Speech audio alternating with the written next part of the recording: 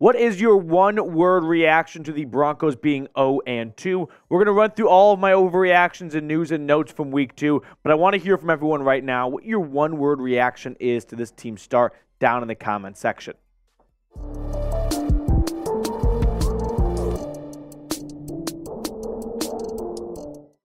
What's going on, Broncos Country? Welcome into the 0-2 Broncos Breakdown. And coming up on today's show, we have to discuss a signing that happened, Kareem Jackson suspension news/update, and then we'll really get into the meat of it with a week 2 overreactions. But let's get started with the newest member of the Broncos roster, as Tom Pelissero was the first one to report the Broncos are signing defensive end/outside linebacker Ronnie Perkins off the Patriots practice squad.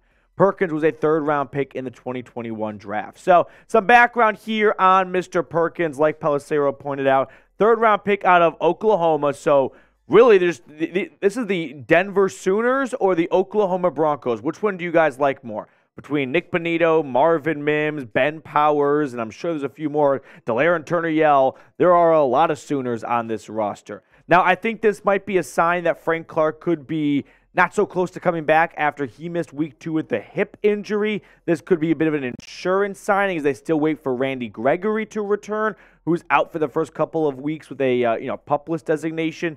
And then finally, the note I have is he's never played in a regular season NFL game. He was injured a lot to start his time in New England, but he made the initial 53-man roster in 2021. He was a healthy scratch every single game until he got put on IR.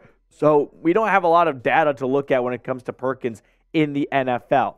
But when we look at the new linebacker depth chart here, you've got your 4 starters of Gregory, Singleton, Jewell, and Jonathan Cooper.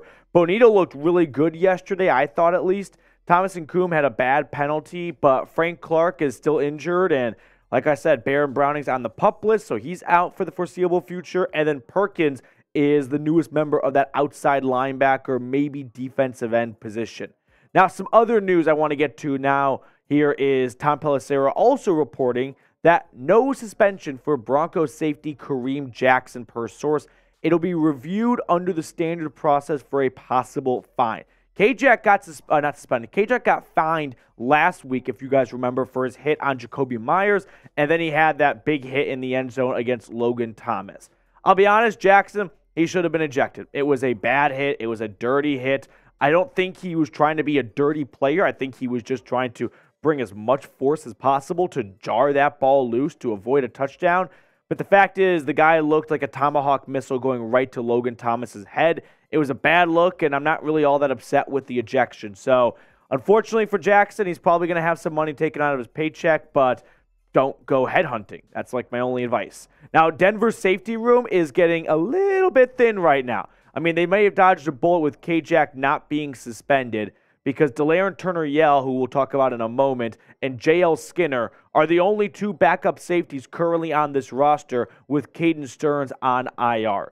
But Delaire and Turner-Yell, who filled in for Kareem Jackson after he was ejected, he left the game with an injury designation, went to the medical tent, did not return, and that tossed Isang Bassi into the safety role and Jaquan McMillan into the nickel spot. So a lot of shuffling had to get done in the secondary. They need K-Jack back. I mean, they are very fortunate that he does not get suspended because Tua, Jalen Waddle, if he's healthy, and Tyreek Hill, well, you need all hands on deck to slow down these 3 guys in your secondary.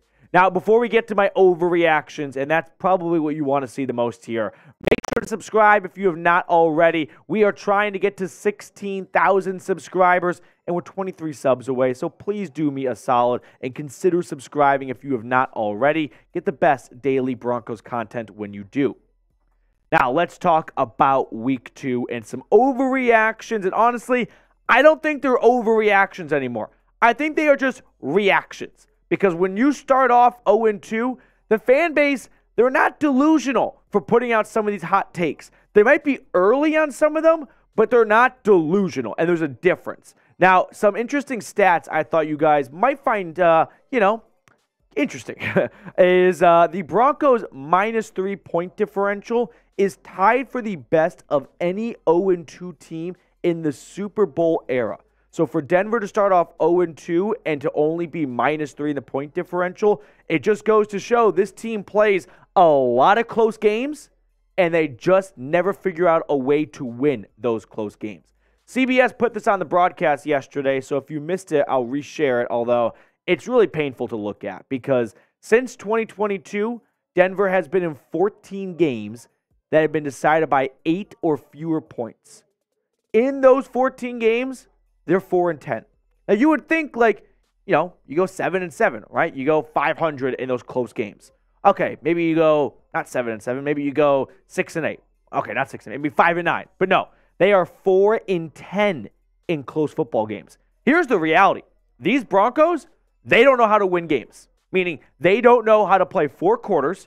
They don't know how to maintain a lead. They don't know how to make a nice comeback, which happens every single week in the NFL. These Broncos just don't know how to win.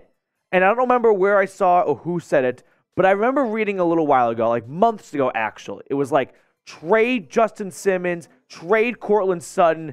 They have never won in Denver. They're allergic to winning. They can never figure out winning. And I was like, you're not trading Justin Simmons. He's one of the best safeties in football. And I still don't want to trade Justin Simmons, but I think there is something to these Broncos just don't know how to win. Like, they don't know how to put together 60 minutes of football and close out teams. Play with an 18-point lead, right? Make a nice little comeback against the Raiders. Nope, they just cannot figure out how to get it done. So with that, let's get into some overreactions here. Number 1, fire Vance Joseph. I'm going to say not yet. It's definitely trending that direction. I don't see Vance Joseph cementing himself in a return to Denver for a long time after the first 2 weeks of the season. But no, I do not think Sean Payton is going to fire his defensive coordinator after 2 games into the year. When you look at Denver's defense through the first 2 weeks, I mean, the first week, the story was no pressures, right? Couldn't get a single sack on Jimmy Garoppolo. That changed against Sam Howell and the Commanders. They got 4 sacks on him. But then the new storyline emerged of getting torn up through the air. Damari Mathis is just unplayable at this point, and 0 takeaways in week 2 against the Commanders. Now, I know what everyone is saying on Twitter, and this is what they want to believe so that, they don't give up just all the hope just yet. But everyone is saying the Broncos defense is too talented to be this bad, right? Pat Surtain, Justin Simmons, Randy Gregory, Zach Allen, Josie Jewell. They're too good to be this bad defensively. So the only explanation is it's the defensive coordinator's fault. It's all on Vance Joseph because the talent's there, right? Have we considered this? Maybe they just suck, right? Like, not Pat Surtain, he's excluded from all these conversations. But maybe some of these guys just aren't as good as we think they are. I know that's a tough pill to swallow because if that's true, then this team and this roster is going nowhere. But the longer we hold on to this belief that some of these guys that, hey, because we watch them every Sunday, we see the good plays, we sell ourselves on them. But the rest of the league is looking at Denver. Chipper, you're an Eagles guy. Do you wake up thinking, I want Randy Gregory on my football? No, he's fucking nodding his head no. Like, maybe it's just us that thinks this roster is so talented, it has to be on the coaches. Newsflash, maybe they're not that talented. Excluding Pat Surtain. He's a god. But let me know, should the Broncos fire Vance Joseph? Yes or no? I don't think you fire Vance Joseph after 2 weeks, no matter what the defense did. That's just pulling the plug too early, and that's a panic sign upstairs. So I'm going to say no. Let me know your thoughts down below, though. Moving on to my second overreaction. Russell Wilson, is he to blame for just week 2?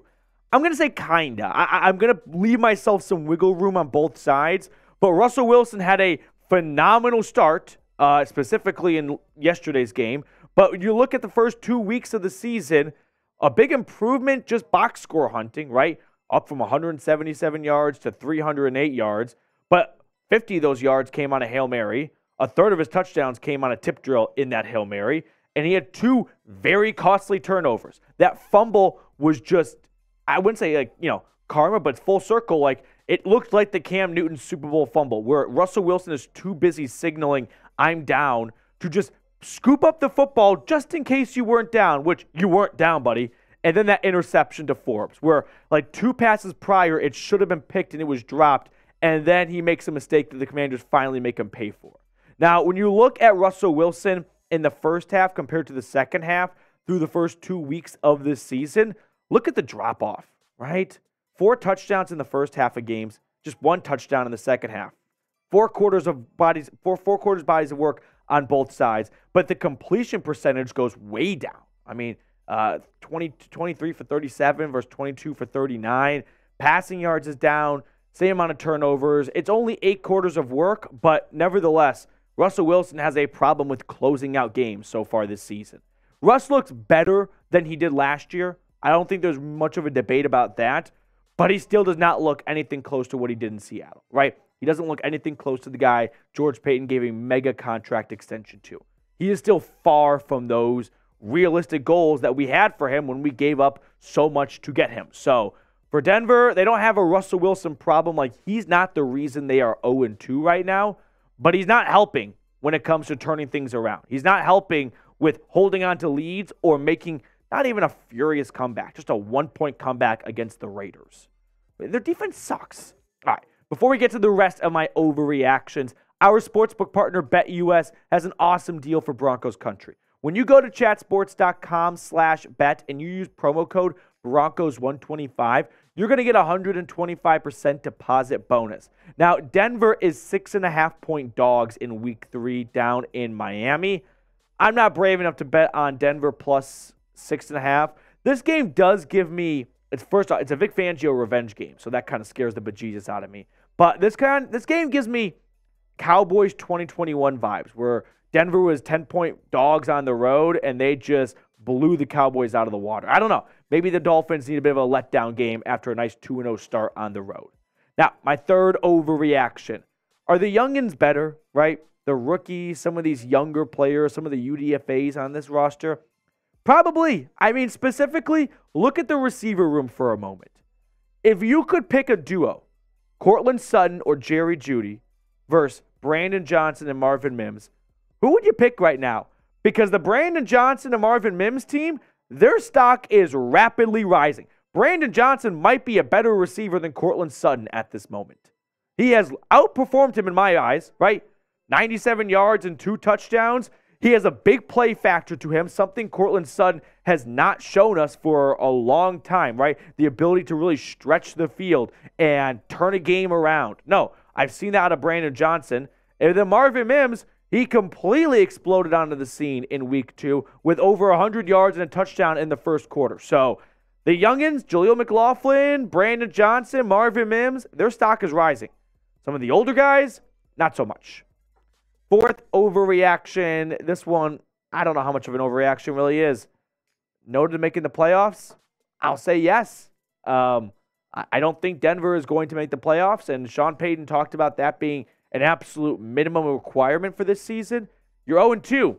The odds are stacked against you. In the 14-team playoff, which you're going to see a lot of stats online about percentage of teams that have made the playoffs 0-2. I'm only interested under the current playoff parameters because before that, 12 teams is very different than 14 teams. But in the 14-team playoff, only 1 out of 23 teams that started 0-2 made the playoffs. And that was the Bengals last year. You want to know the differences between the Bengals and the Broncos? How much time do you have? But they have Joe Burrow and Jamar Chase. So no, I'm not going to say, well, if the Bengals did it, so can the Broncos. I hate to be the rain cloud in Week 2, but let's just be honest. I mean, look at their upcoming schedule here. They go to Miami. Chicago won't be tough. They look just as bad as Denver does right now. They come home and play the Jets. They go to Kansas City on Thursday night. And then they have the Packers. I mean, Dolphins, Chiefs, and Packers, and kind of 3 of those teams are going to be tough outs right there. The Bears and the Jets are very winnable games. But what do you think their record will be through this upcoming 5-game stretch? They're 0-2 right now. I mean, there's a lot of football to be played, and all the time we overreact and we panic and whatnot, but it just looks so dark and gloomy here.